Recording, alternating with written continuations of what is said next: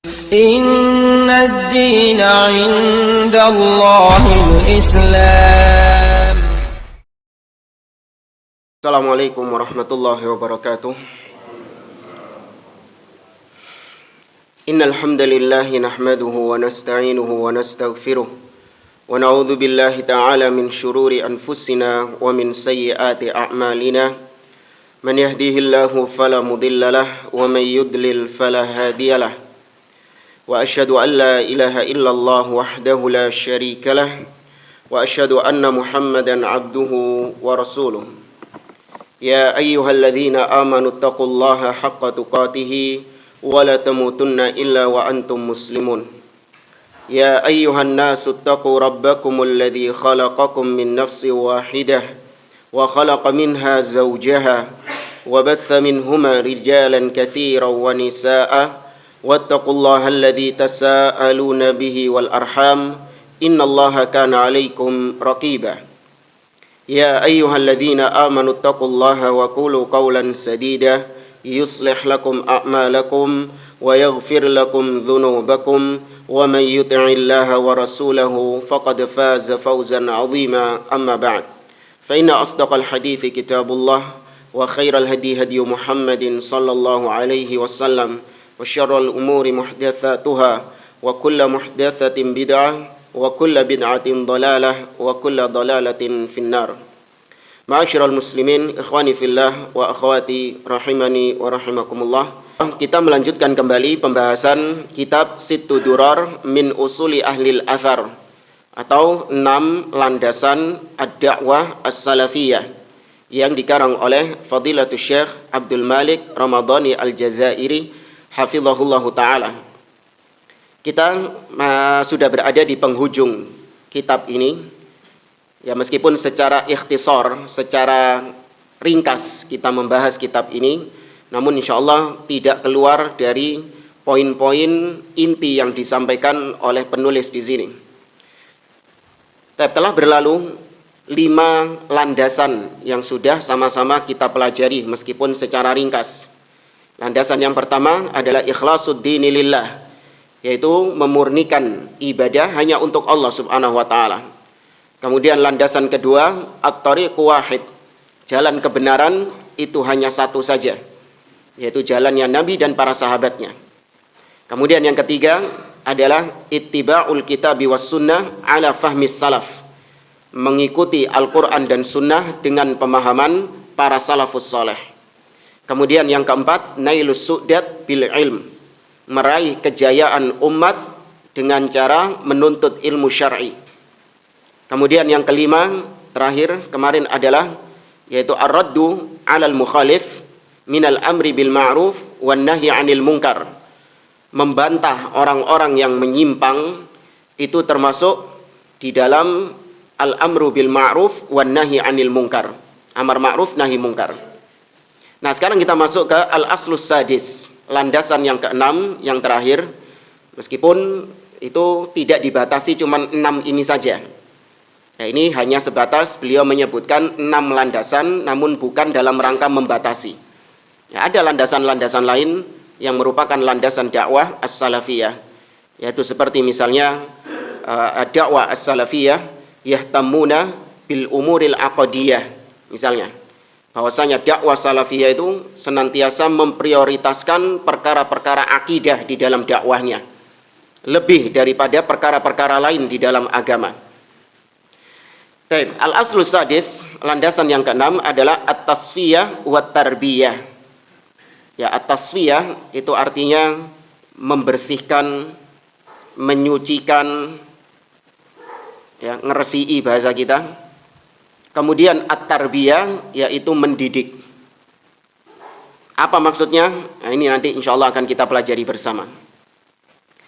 Kata beliau, idza tabayyana anna rif'atal ummati marhunatun bil ilmi wal amal wa anna al ummata qad ikhtalafat fihima ikhtilafan katsira wa annahu qad 'allaqa bil islami ma laysa minhu wa annahu la sabila ila takhallusi min adh-dhullil madrub alaina min qurunin illa birruju'i ila ad-dinis sahih. Kata beliau, setelah kita mempelajari setelah kita menjelaskan dari 5 landasan sebelumnya bahwa kemuliaan umat itu bergantung dari ilmu dan juga amal-amal soleh umat tersebut. Dan kita juga mengetahui bahwa umat Islam itu telah berselisih, telah berpecah belah dengan perpecahan yang banyak. Dan kita juga sama-sama mengetahui sebelumnya bahwa ternyata agama Islam disusupi perkara-perkara yang bukan termasuk bagian dari Islam itu. Dan kita juga sama-sama tahu, kata beliau, tidak ada jalan yang bisa mengeluarkan umat Islam dari keterpurukan sekarang ini, kecuali jawabannya adalah dengan mereka rujuk kembali kepada agama Islam yang sahih, agama Islam yang murni. Kama rawa Ibnu Umar anin Nabi sallallahu alaihi wasallam annahu qala. Ini sebagaimana yang diriwayatkan dari Abdullah bin Umar radhiyallahu anhuma bahwa Nabi sallallahu alaihi wasallam bersabda, "Idza tabaya'tum bil 'inah wa akhadtum adnabal baqar wa raditum biz zara' wa taraktumul jihad sallatallahu alaikum dhullan la yanzi'uhu ankum hatta tarji'u ila dinikum." Kata Nabi SAW, apabila kalian, wahai umat Islam, sudah atau sering atau bahkan terbiasa melakukan jual beli inah. Ada yang tahu apa jual beli inah?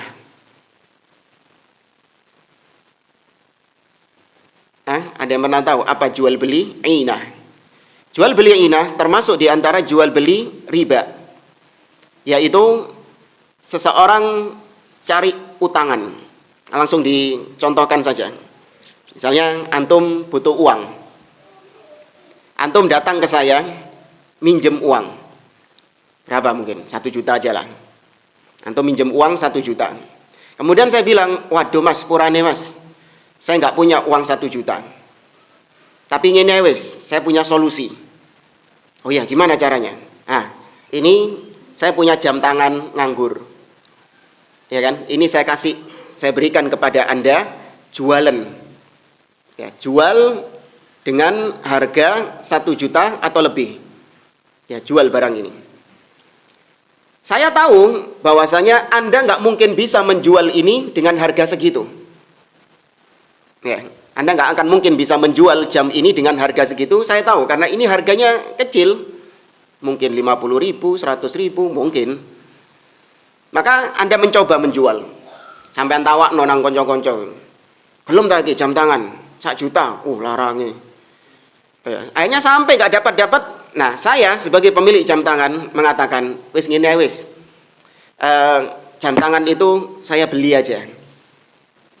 Padahal punya saya sendiri itu. Jam tangan itu saya beli saja. Saya beli tapi harganya 500.000. Ya mending kon timbange gak oleh enggak dapat nggak dapat pembeli. Ya, sedangkan kau sudah punya utang denganku, jam tangan ini seharga berapa tadi? 1 juta. Itu sudah utang itu 1 juta itu. Nah, daripada ada yang beli, mending tak beli aja 500.000. Hanya dibeli 500.000 sama dia. Wis. Ya, dibeli sama dia 500.000. Berarti sisa berapa? Ya, berarti sisa 500.000 plus tambah jam tangannya tadi. Berarti dia untung berapa? 2 juta totalnya. Paham ya? Ini namanya jual beli inah. Orang ngelihat, oh enggak, ini bukan akad utang piutang ini. Ini akadnya jual beli kok. Tapi di dalamnya ada apa? Ada riba di situ. Baik, ini bukan pembahasan kita. Intinya Nabi SAW menggambarkan bahwa umat Islam mereka sudah terbiasa melakukan jual beli secara riba, meskipun bukan cuma jual beli inah ini saja, jenis-jenis riba yang lain. Kemudian wa akhadtum adnabal baqar wa raditum bizzara, dan kalian tamak dengan peternakan kalian dan zara apa sawah itu, pertanian kalian. Artinya kalian tamak dengan dunia kalian. Wa taraktumul jihad, dan kalian meninggalkan jihad dengan segala macam bentuk-bentuk jihad. Termasuk diantara jihad adalah talabul ilmi, Menuntut ilmu syar'i itu termasuk jihad. Bahkan Imam Ibnu Qayyim mengatakan afdhalul jihad. Ya, semulia-mulianya jihad adalah menuntut ilmu syar'i. Baik, apabila kalian sudah meninggalkan itu jihad dan kalian jual beli dengan riba dan kalian tamak dengan dunia kalian, maka kata Nabi, Allah akan menghinakan kalian. Allah akan timpakan kehinaan kepada kalian. Dan Allah tidak akan mencabut kehinaan itu dari kalian sampai kalian kembali kepada agama kalian. Ya, maksudnya kembali kepada agama Islam yang murni. Kata beliau, wa huwa ruju' ila safa'il wahyain. Yaitu kembali kepada dua wahyu, Alkitab was sunnah ala fahmi salafis saleh. Yaitu Al-Qur'an dan sunnah berdasarkan pemahaman para salafus saleh. Wa idza qadim taddat yadut tahrif ila safa'il Islam hatta lawathathu wa ila jamali hatta syawwahathu kanat tasfiyatuhu min kulli dakhilin min aujabil wajibat.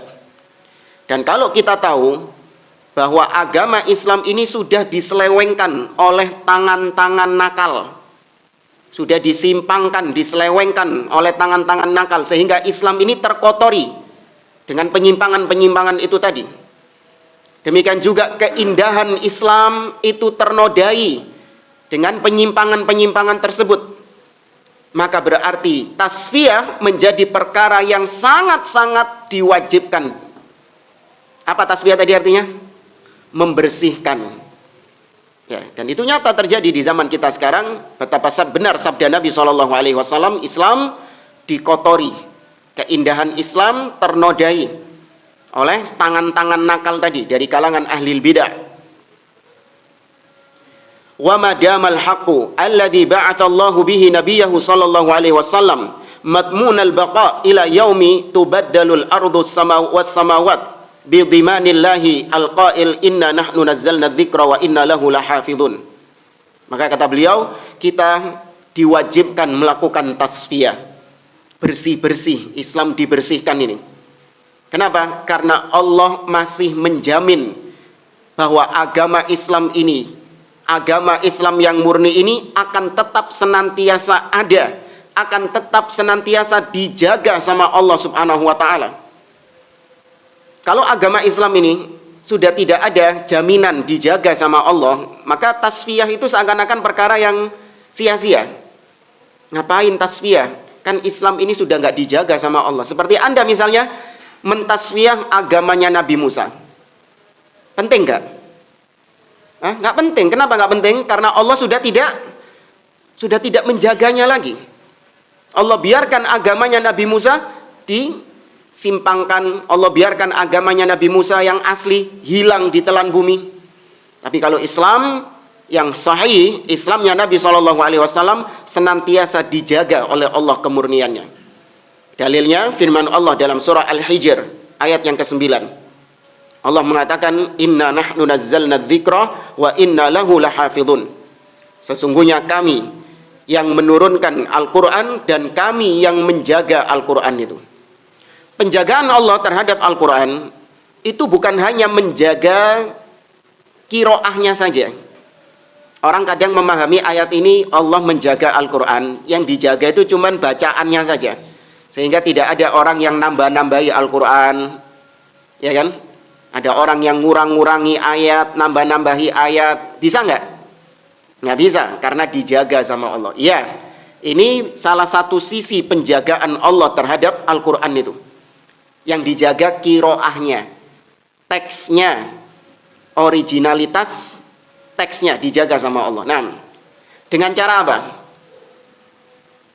Allah menjaga kemurnian bacaan Al-Quran itu sehingga tidak ada yang nambah-nambahi dan ngurang-ngurangi itu. Dengan cara apa Allah menjaganya? Nah, dengan cara Allah jadikan Al-Quran ini mudah dihafal. Ya, banyaknya para hufaz, para penghafal-penghafal Quran, sampai anak-anak kecil mereka hafal Quran. Itu bentuk penjagaan Allah Subhanahu wa ta'ala. Di satu sisi. Nah, di sisi yang lain, Allah bukan cuma menjaga teksnya saja, tapi yang dijaga sama Allah juga apanya? Bukan tekstualnya saja yang dijaga sama Allah, tapi pemahamannya, tafsirnya itu juga dijaga sama Allah Subhanahu wa taala. Dengan cara apa?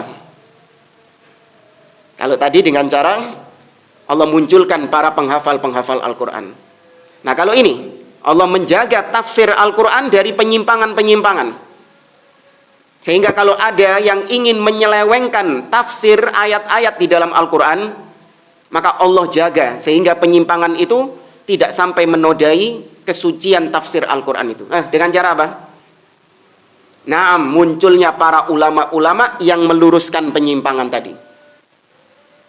Allah munculkan ketika orang-orang ahli bidah, Jahmiyah, Mu'tazilah, mereka ini Qur'annya sama nggak teksnya dengan kita? Sama. Bahkan Rafidhah sama Qur'annya dengan kita. Tapi yang beda apa ya?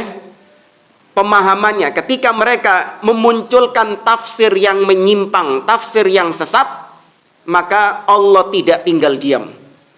Allah munculkan para ulama-ulama yang senantiasa membela kemurnian pemahaman Al-Quran tadi, kemurnian tafsir Al-Quran tadi. Dengan apa? Ar-Rad, dibantah mereka, diluruskan kesalahan mereka. Bukan terus diem-dieman kayak sebagian orang, nggak apa-apa, hormati perbedaan pendapat. Ikhtilaf, perbedaan pendapat itu indah katanya. Tidak, tapi dijaga kemurniannya. Itu dengan cara tasfiyah tadi, dimurnikan. Wa idza dabbat tahrif ila qaumin wa syahat manahijuhum 'anit tasfiyah asabathum hayratun la yufarriquna ma'aha baina halalin wa haram. Kata beliau, kalau penyimpangan-penyimpangan itu sudah merasuk dalam tubuh kaum muslimin dan tidak ada yang melakukan tasfiyah, maka bisa dipastikan umat Islam akan terombang-ambing di atas kebingungan. Mereka tidak bisa membedakan antara yang halal dan yang haram. Nggak bisa membedakan antara tauhid dengan syirik. Nggak bisa membedakan antara sunnah dengan bid'ah. Kalau kotoran-kotoran tadi dibiarkan, maka nggak ada bedanya.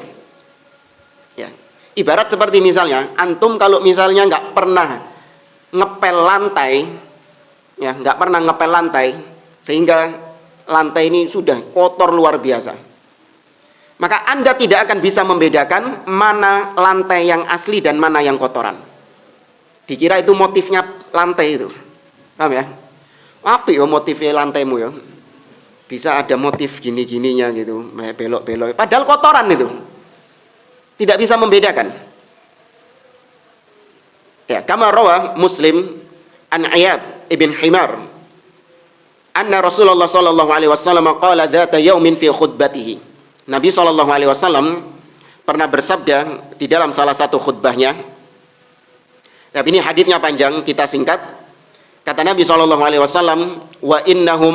kata Nabi SAW, wa inni khalaqtu ibadi hunafa'a kullahum.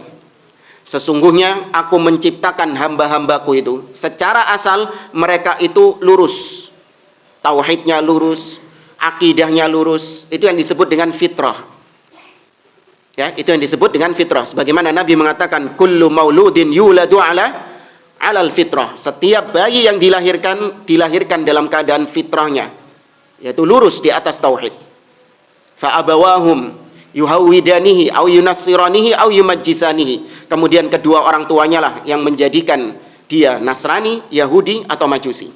Nah, kata Nabi, ini hadits qudsi, Allah mengatakan bahwa aku menciptakan hamba-hambaku semuanya itu lurus di atas tauhid.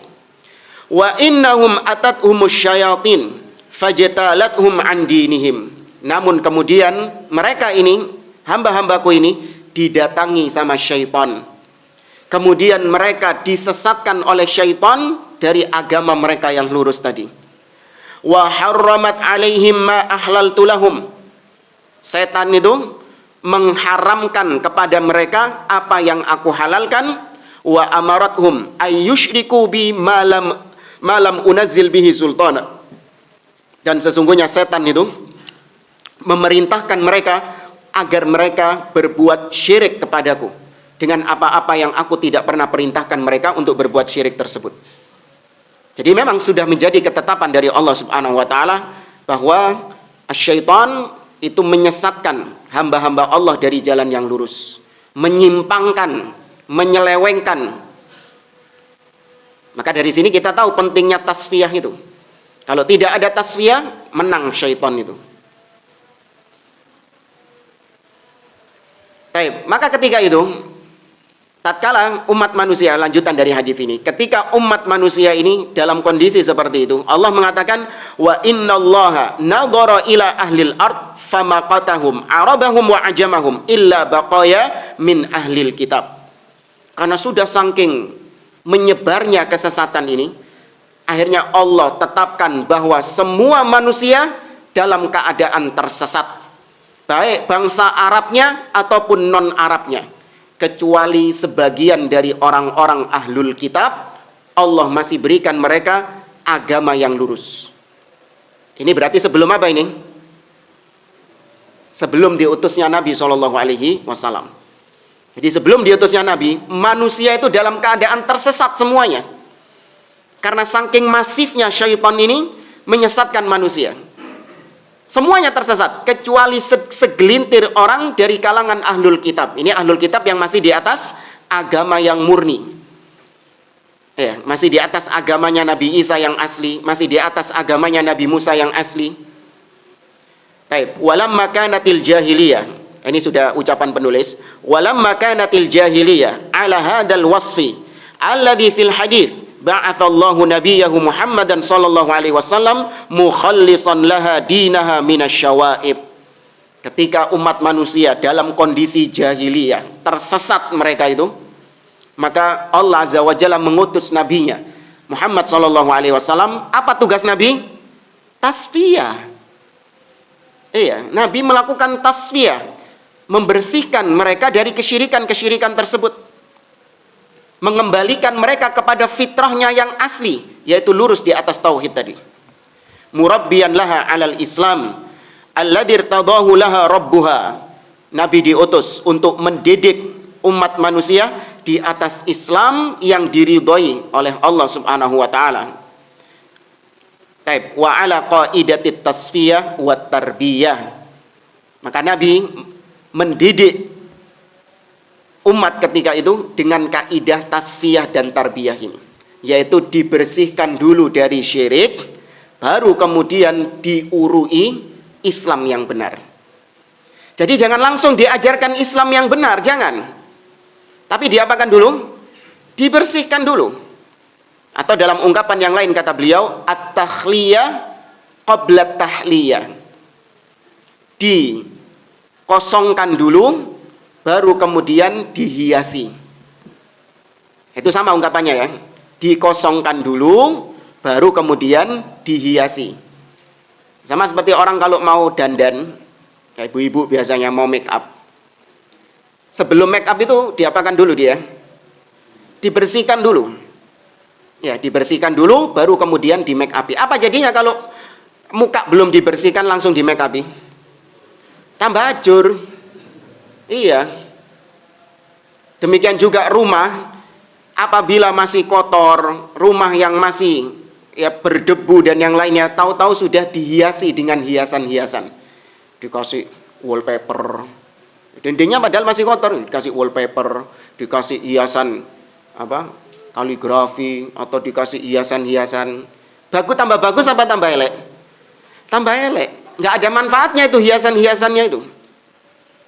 Maka inilah kesalahan sebagian gerakan-gerakan dakwah.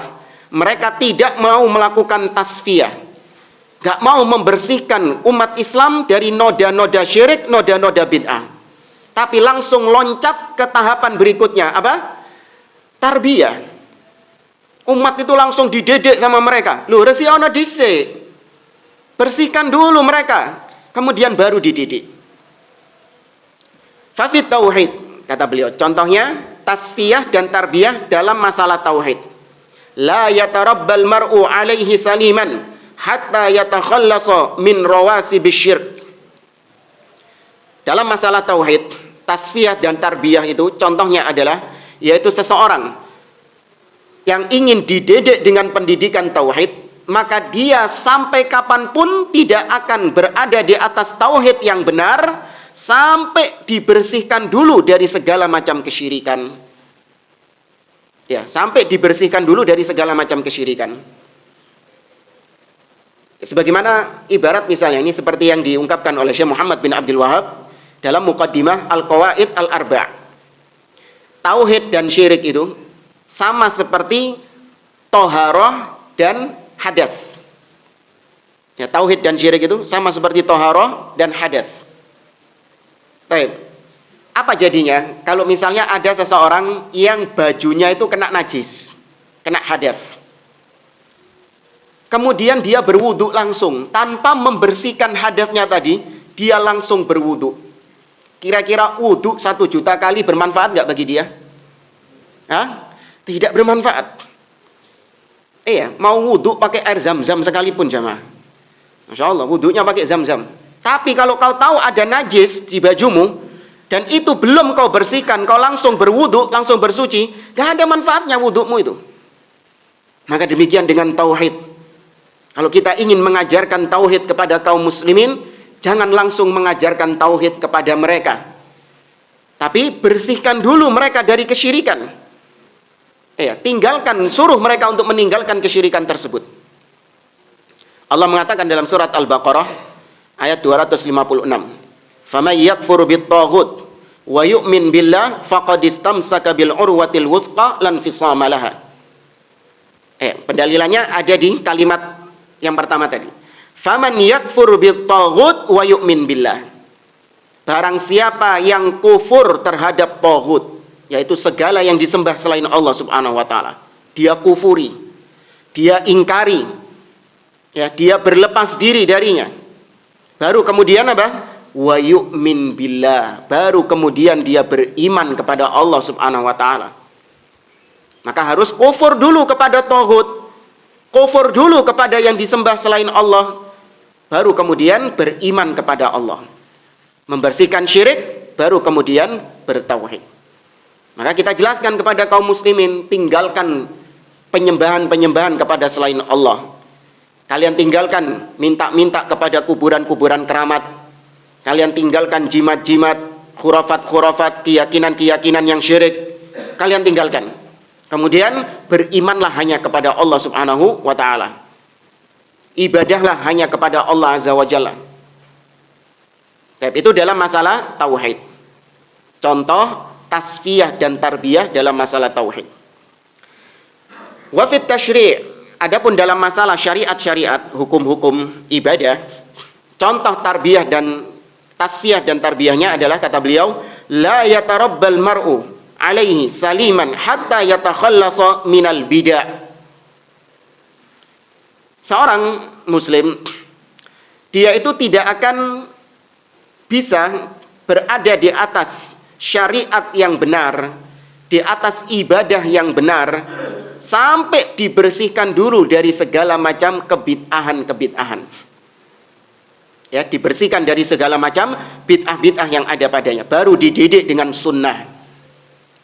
Walidzalika kana Nabi sallallahu alaihi wasallam fi kulli khutbati jum'atin ya'muru biluzumid dinis sahih al-mutamatthil fil kitabi was sunnah wa yuhadziru mimma yaghushuhu wa yukaddiru safa'ahu wa huwal bid'ah.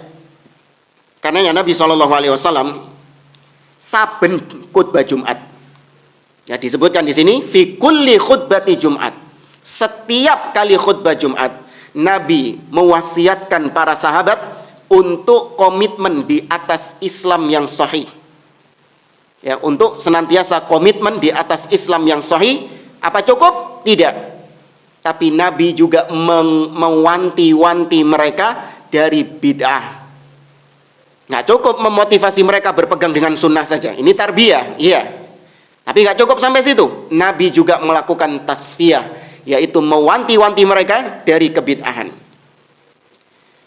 Diriwayatkan oleh Imam Muslim dari Jabir bin Abdullah, kata Jabir bin Abdullah itu menggambarkan bagaimana khutbahnya Nabi SAW. Nabi kalau khutbah Jumat itu gimana?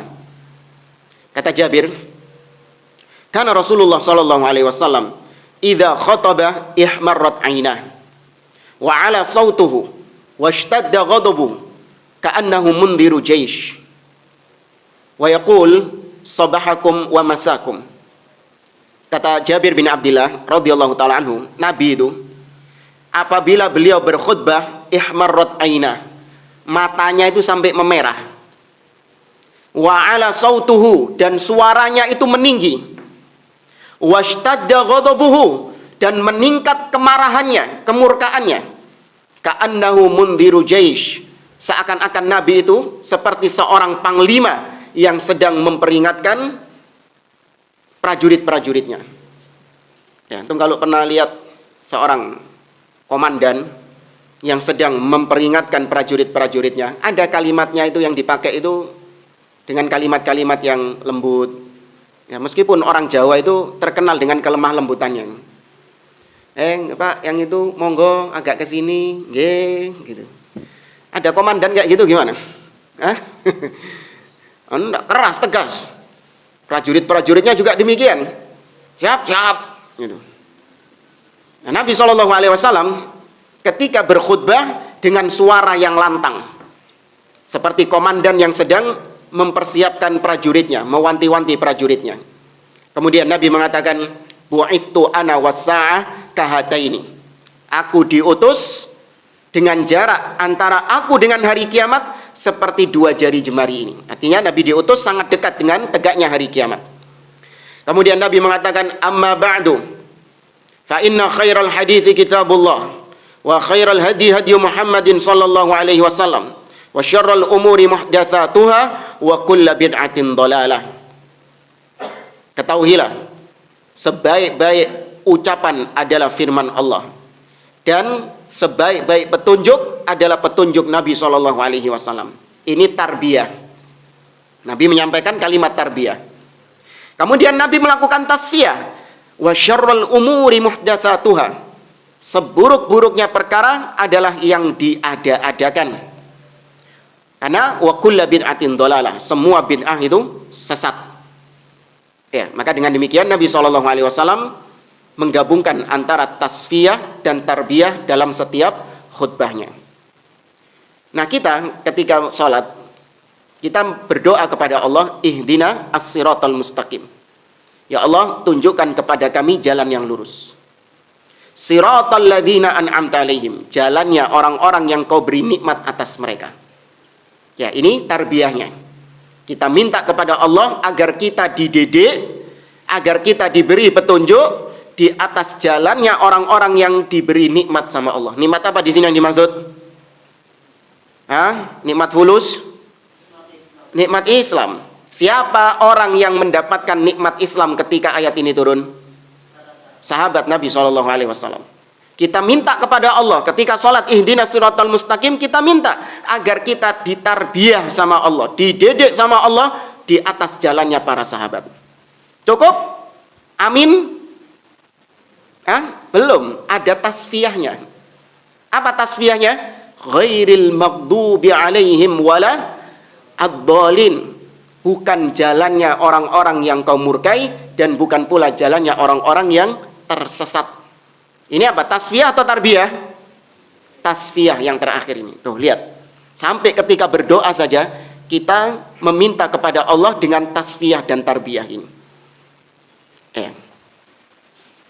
Wa khulasatu hadhil qaidah. Maka kesimpulan dari kaidah ini, kata beliau, annaha ta'ni tasfiyatul Islam min kulli dakhilin wa tarbiyatun nasi ala hadzal islamil asil.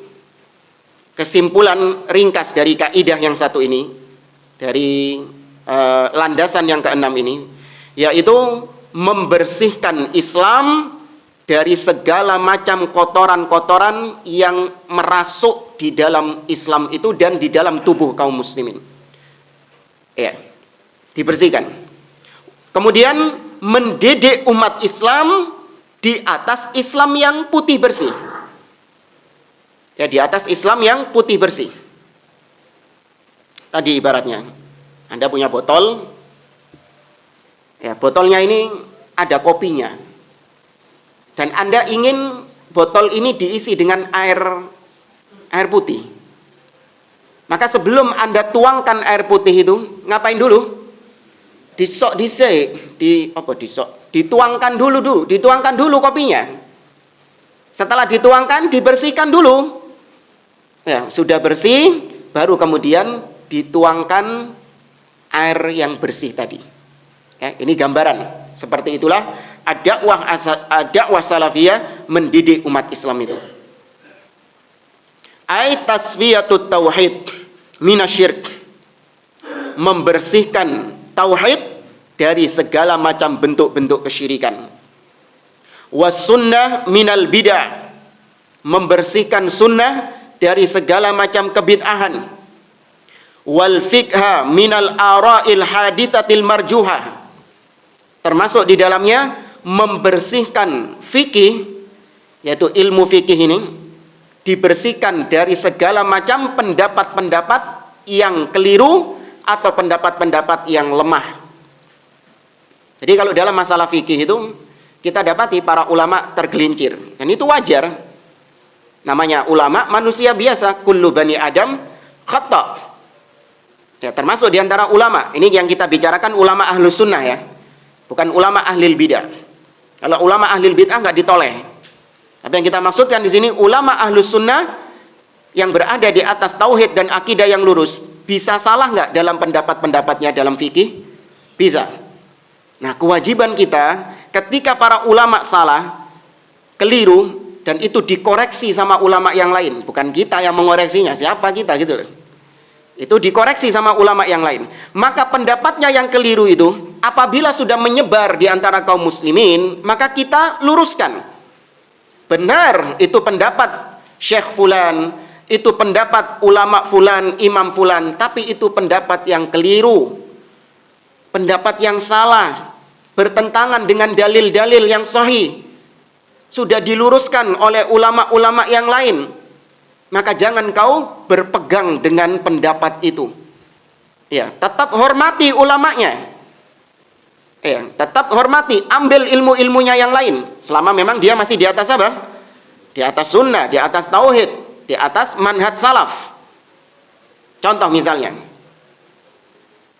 Imam Abu Hanifah rahimahullah ta'ala, beliau punya pendapat di dalam fikihnya bahwasanya khamr itu yang haram hanya yang terbuat dari anggur. Adapun khamr yang terbuat dari kurma yang disebut dengan nabidh.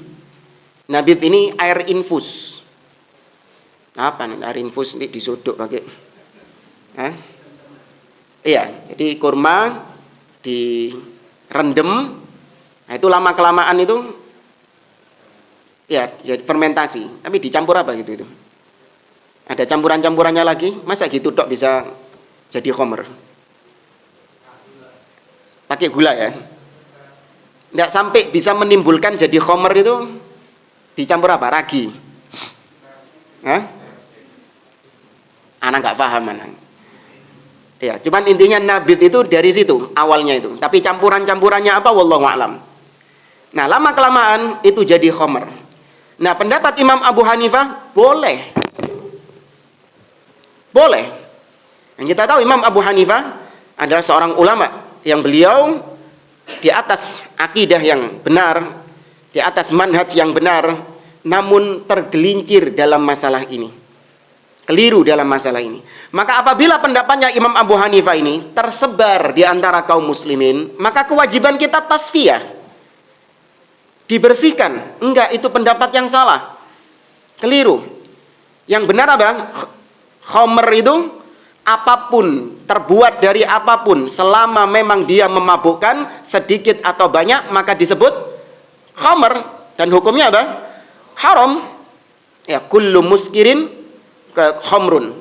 Setiap yang memabukkan itu disebut khamr. Wa kullu khamrin haram. Dan setiap khamr itu haram, sedikit atau banyak. Kandungannya berapapun, ya selama itu memang memabukkan sedikit atau banyaknya, maka haram. Maka ditarbiyah, yang benar itu pendapat selain beliau.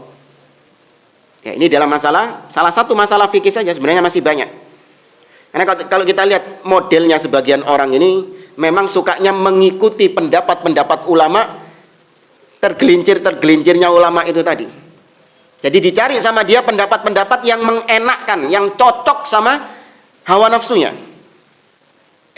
Dilihat, kalau dia ini suka musik, maka dia mengambil pendapat Ibnu Hazm. Bukan ada ulama yang membolehkan musik, Ibnu Hazm. Nah, ini ketergelinciran ulama dipegang sama dia, nggak boleh. Ada pendapat-pendapat ulama-ulama yang lain yang lebih di atas dalil, lebih sesuai dengan kebenaran. Kenapa nggak ngambil yang itu? Makanya para ulama mengatakan man tatabba'a tazandaqa. Barang siapa yang suka eker-eker, apa eker-eker ini? Mencari-cari, ya sukanya mencari-cari ketergelinciran para ulama, kemudian dipegang sama dia, maka dia zindiq. Ya, dia zindiq. Dia beragama sesuai dengan hawa nafsunya. Nggak mau mengikuti kebenaran, tapi kebenaran itu harus tunduk di bawah hawa nafsunya. Pernah kejadian, ada seorang yang tanya kepada kita, dia ini seorang pengusaha.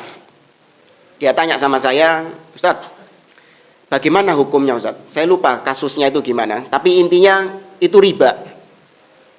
Dia bilang, saya melakukan jual beli ini, kemudian barangnya begini, tapi pembayarannya melalui ini gitu. Saya lupa detailnya bagaimana, tapi setelah saya pahami, saya katakan itu jual beli riba. Jangan. Terus setelah itu nggak puas dia. Dia mengatakan, kalau begini Ustaz, jadi itu nanti pembayarannya begini, kemudian barangnya dikirim setelahnya, kemudian ini. Sama saja, saking muter itu. Sama ribanya juga. Tanya lagi, terus gini Ustaz, kalau begini. Terus intinya seakan-akan dia itu ingin supaya saya mengatakan, oh ya boleh, baru mandek dia menang. Ternyata tetap saya katakan enggak, itu riba itu. Wallahu a'lam, itu riba, saya bilang gitu. Ternyata setelah berapa hari itu, ya kita ada undangan pernikahan lah. Di undangan pernikahan itu biasa ketemu, orang-orang sekitar itu ketemu. Nah ada fulan yang kemarin itu tanya sama kita, dia lagi duduk sama salah satu ustadz. Ya, dipepet nih salah satu ustadz itu. Tak lihat dari jauh gitu. Kok serius itu tanya? Saya sudah curiga ini, jangan-jangan pertanyaan kemarin itu. Akhirnya setelah orangnya itu pergi, maka saya samperin ustadz tadi. Ngobrol, saya tanya. Ustadz, tadi itu dia fulan itu tadi yang datang ke antum. Apakah benar dia itu tanya tentang jual beli? Loh, nguping kau bilang gitu. Kamu nguping tadi? Bilang, enggak. Kemarin dia juga tanya gitu kepada saya. Terus ente jawab apa? Ya, kalau saya lihat riba itu. Iya, riba memang dia bilang gitu. Tapi kayaknya dia nggak puas. Iya, sama. Kemarin juga nggak puas. Orang model seperti ini, nanti ketemu ustadz lagi, tanya gitu lagi. Dia baru mandek ketika ada ustadz yang mengatakan boleh. Langsung dicekel sama dia. Langsung dipegang sama dia. Ini wahyu dari Allah Subhanahu wa taala ini.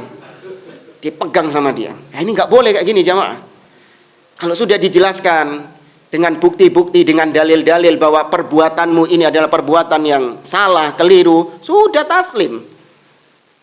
Jangan cari-cari, mungkinlah ada ustadz yang tergelincir gitu. Ada ustadz yang salah-salah, kan nggak apa-apa kita berpegang, nanti yang dosa dia gitu. Enak loh. Ini contoh dari beliau. Maka tasfiyah dalam masalah fikih dibersihkan dari pendapat-pendapat yang lemah, pendapat-pendapat yang tidak baik. Kemudian wal akhlaq min sulukil umamil halikatil makbuha. Demikian juga melakukan tasfiyah dan tarbiyah dalam masalah akhlak. Akhlak-akhlak yang buruk, akhlak-akhlak yang tidak baik, atau akhlak-akhlaknya orang-orang kafir itu dibersihkan dari kaum muslimin. Termasuk diantara akhlak orang kafir adalah yaitu kurang ajar kepada Allah Subhanahu wa taala. Orang-orang Yahudi mengatakan, sebagaimana di dalam surah Al-Maidah Allah mengatakan, wa qalatil yahudu yadullahi maglulah. Orang-orang Yahudi mengatakan bahwa tangan Allah terbelenggu, tangan Allah itu atau Allah itu pelit. Ini akhlaknya orang-orang kafir, ditiru sama sebagian kaum muslimin. Ya, suudzon kepada Allah Subhanahu wa taala, atau tidak mau menetapkan sifat Allah, itu juga termasuk kekurang ajaran kepada Allah Subhanahu wa taala. Maka akhlak kepada Allah itu ditasfiyah terlebih dahulu, baru kemudian akhlak kepada sesama. Jangan kebalik. Sebagian orang itu lebih mementingkan akhlak kepada sesama daripada akhlak kepada Allah Subhanahu wa taala. Enggak apa-apa, yang penting dia itu baik sama tetangga. Yang penting dia murah senyum, ya. Tutur katanya lemah lembut, sopan. Lu masih nyungsep nang kuburan. Iya, enggak apa-apa. Yang penting akhlak sama sesama manusia itu baik. Meskipun dia punya akidah yang sesat, tidak mau menetapkan sifat-sifat Allah, iya, yang penting akhlaknya baik, gitu. Ini keliru. Yang lebih dahulu akhlak kepada siapa? Allah Subhanahu wa taala. Baru kemudian akhlak kepada sesama. Ya. Wal ahadits an-nabawiyyatis shahihah minal ahaditsil makdubatil mafduhah. Demikian juga membersihkan hadis-hadis Nabi sallallahu alaihi wasallam, dibersihkan dari yang dhaif, dari yang lemah-lemah, dari yang maudhu, yang palsu-palsu, dibersihkan. Apalagi hadis dhaif ini, hadis lemah itu populer, bahkan lebih orang itu lebih kenal hadis dhaifnya daripada yang sahihnya. Seperti misalnya ketika bulan puasa. Ya, naumus shaim ibadah. Tidurnya orang yang puasa itu ibadah. Itu terkenal banget enggak itu? Terkenal. Padahal apa itu? Palsu, maudhu. Enggak sahih dari Nabi sallallahu alaihi wasallam. Demikian juga tentang keutamaan surat Yasin. Bahwasanya surat Yasin itu adalah jantungnya Al-Qur'an. Ya, surat Yasin itu jantungnya Al-Qur'an. Itu juga hadis yang lemah. Bahkan para ulama sepakat mengatakan bahwa semua hadis yang menunjukkan tentang keutamaan surat Yasin, semuanya kalau enggak dhaif, maudhu. Kalau enggak lemah, maka palsu. Maka ini diterangkan kepada kaum muslimin. Mana yang sahih dan mana yang dhaif. Itu termasuk bentuk tasfiyah dan tarbiyah. Kalau mau kita tambahkan, dibersihkan umat Islam dari tafsir-tafsir Al-Quran yang menyimpang. Ya, seperti kitab-kitab tafsir yang sesat. Seperti kitab tafsir Fi Dhilalil Quran misalnya. Kitab tafsirnya siapa? Sayyid Qutb. Itu dibersihkan dari kaum muslimin. Kalau ada yang punya tafsir Sayyid Qutb, maka kita katakan kepada dia, jangan kau membaca tafsir-tafsir kitab-kitab tafsir seperti ini, karena dalamnya isinya adalah kesesatan.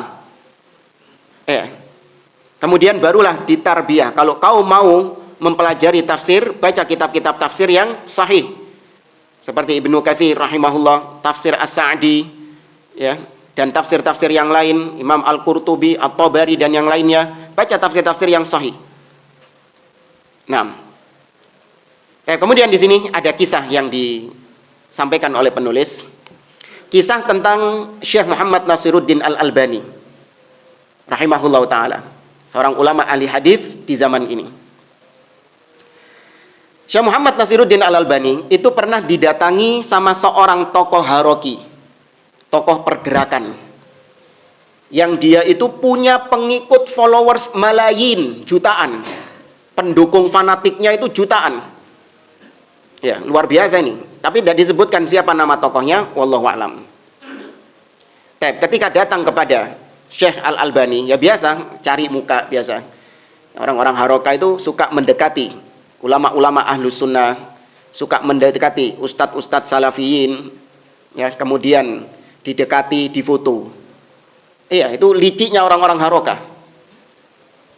Ustadznya lagi di hotel, didatengin, ya, sama si haroki ini.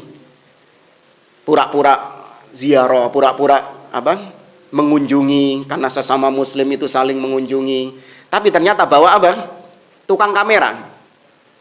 Ketika ketemu ini Ustadz Salafi sama harokinya ini, difoto, cekrek, diupload di medsos. Indahnya ukhuwah Islamiyah. Iya. Indahnya persaudaraan di dalam Islam. Nah, itu licik. Tujuannya apa? Untuk menggait salafiyin agar ikut pergerakan-pergerakan mereka. Tuh, lihat, ustadzmu saja ya sudah nggak ada masalah dengan ustadz-ustadz kita gitu. Padahal kelicikan di dalamnya. Nah, ini Syekh Muhammad Nasiruddin Al-Albani pernah didatangi sama tokoh-tokoh harokah demikian. Syekh Muhammad Nasiruddin Al-Albani bertanya kepada tokoh harokah tadi, "Akullul ladzina ma'aka ya'rifuna anna Allaha mustawin ala arsy." Kata Syekh Muhammad Nasiruddin Al-Albani kepada tokoh harokah tadi, "Wahai Syekh, apakah pengikut-pengikutmu yang jumlahnya jutaan tadi itu, apakah mereka tahu kalau Allah itu berada tinggi di atas arsy-Nya?" Maka Syekh tadi mengatakan, "Narju dzalik." Iya, kami berharap demikian. Ya, kata Syekhnya tadi, iya, kami berharap pengikut-pengikut kami itu seperti itu. Maka Syekh Albani mengatakan, "Da'ka minal jawabis siyasi." Sudah, jangan menjawab dengan jawaban-jawaban diplomatis seperti itu. Ini kan jawaban diplomatis kan? Ya, kita berharap sih kayak gitu. Enggak. Nyatakan, pengikutmu itu tahu enggak tentang akidah Allah berada tinggi di atas? Maka dia pun menjawab, enggak. Tidak tahu. Kenapa? Karena dia sendiri enggak pernah mengajarkan kepada pengikutnya, enggak pernah mengajarkan kepada jamaahnya akidah yang sahihah. Yang diajarkan tentang masalah apa? Politik. Diajarkan masalah fikih waqi katanya. Pergerakan-pergerakan umat. Ini sekarang umat Islam sedang menghadapi krisis. Ya kan? Sekarang sedang muncul gerakan ini. Rusia sudah bersiap-siap untuk menyerang ini. Ya, kemudian, Masya Allah kalau sudah bicara tentang masalah politik, wah, luar biasa. Jadi jamaahnya cuma tahu tentang masalah-masalah politik yang ada. Ditanya apa itu tauhid uluhiyah, apa tauhid rububiyah, apa tauhid asma wa sifat, di mana Allah Subhanahu wa taala, enggak tahu mereka. La adri. Enggak tahu. Ya, padahal luar biasa dia ini, pengikutnya banyak. Kalau ngisi kajian penuh, langgar ini enggak cukup dia. Iya, parkiran bek. Nah, tapi ternyata tidak dididik dengan akidah yang murni. Tidak dididik dengan pendidikan akidah yang benar. Maka apa manfaatnya? Ya, tidak ada manfaatnya hal demikian. Nah, maka orang-orang seperti tadi, ya, itu kata beliau, li'anna man ajiza an tasfiyati aqaidi muayyidihi wa muhibbihi wa tarbiyatihim 'alal aqidati salimah yakunu a'jaz an tasfiyati thamaratiha fi akhlaqihim wa sa'iri a'malihim. Barang siapa yang enggak mampu mengajarkan akidah sahihah, akidah yang benar kepada jamaahnya, kepada followersnya, kepada pengikutnya, maka jangan mengharapkan pengikutnya ini punya akhlak yang baik. Mustahil. Mustahil. Kalau diajarkan akidah yang sahihah, maka dengan akidah yang sahih itu, kalau memang jamaahnya itu berpegang dengan akidah itu, akan membuahkan akhlak yang baik. Tapi Ustadz, ada yang ngaji akidah nggak ada akhlaknya. Iya, berarti akidahnya itu cuma dipelajari sebagai pengetahuan saja. Tapi tidak apa? Tidak diyakini. Nah, tugas seorang ustadz hanya mengajarkan akidah saja. Nah, tugas jamaah meyakini dengan baik akidah tersebut. Manakala meyakini dengan baik akidah itu, muncul namanya akhlak yang baik. Tapi kalau nggak ada akidah yang sahihah, mustahil muncul akhlak yang baik. Kalaupun muncul akhlak yang baik, yakini itu cuma pencitraan. Itu cuma pencitraan. Anda kasih gambaran jamaah. Seorang yang dia dididik di atas tauhid. Seorang yang dididik di atas tauhid. Ada orang, nggak ada orang. Ya, contoh misalnya masjid ini. Ada sampah. Ya kan, ada sampah. Dia ingin untuk membuang sampah ini. Ada orang, nggak ada orang. Dilihat orang, nggak dilihat orang. Kalau dia punya tauhid yang beres, tauhidnya benar-benar merasuk di dalam hati, dia ambil, dia pungut sampah itu, dia buang. Karena dia tahu dan dia meyakininya bahwa apa yang dia kerjakan itu dilihat sama siapa? Allah Subhanahu wa taala. Tapi orang yang nggak punya akidah yang benar, kalaupun dia memungut sampah dan dilihat sama orang, maka yang diharapkan apa? Pujian manusia. Tuh lihat, dohirnya sama-sama, akhlaknya baik, namun batinnya berbeda. Maka namanya persatuan itu adalah persatuan hati, bukan persatuan badan. Kalau hatinya sudah bersatu, otomatis nggak perlu pakai jargon-jargon, otomatis badannya, fisiknya bersatu. Tapi kalau hati nggak disatukan, langsung tahu-tahu fisiknya disatukan, badannya disatukan, maka Allah mengatakan tahsabuhum jami'an wa qulubuhum syatta. Dalam surah Al-Hasyr, kau melihat mereka itu seperti berkoalisi, mereka itu seperti bersatu padu, namun hati mereka tercerai-berai. Ini ketika perang apa ini? Perang koalisi, perang Ahzab. Perang Ahzab itu koalisi antara musyrik, ahlul kitab, Yahudi bersatu. Padahal musyrik sama Yahudi ini akidahnya sama nggak? Beda. Tapi karena punya common enemy, karena punya musuh yang sama, yaitu Muhammad SAW, mereka bersatu.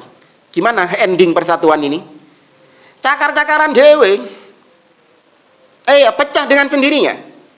Maka demikian juga sebagian umat Islam yang jargonnya persatuan, bagaimana nasib mereka sekarang? Berpecah belah. Ya, maka persatuan yang hakiki adalah persatuan akidah. Taib jamaah rahimani wa rahimakumullah. Ya, memang beliau di sini menyampaikan singkat saja. Ini sekitar ada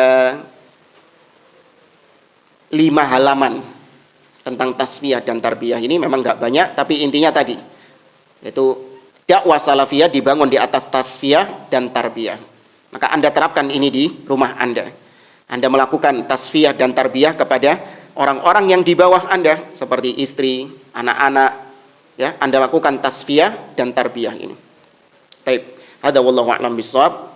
Alhamdulillah sudah berakhir, meskipun secara ringkas ya, sudah berakhir pembahasan kitab Sittu Duror min Usuli Ahlil Athar. Baik, saya kira ini yang bisa saya sampaikan. Wallahu ta'ala a'lam. Kita akhiri majelis kita. Subhanakallahumma wa bihamdik, asyhadu an la ilaha illa anta astaghfiruka wa atubu ilaik. Wa akhiru da'wana anil hamdulillahi rabbil alamin. Wassalamualaikum warahmatullahi wabarakatuh.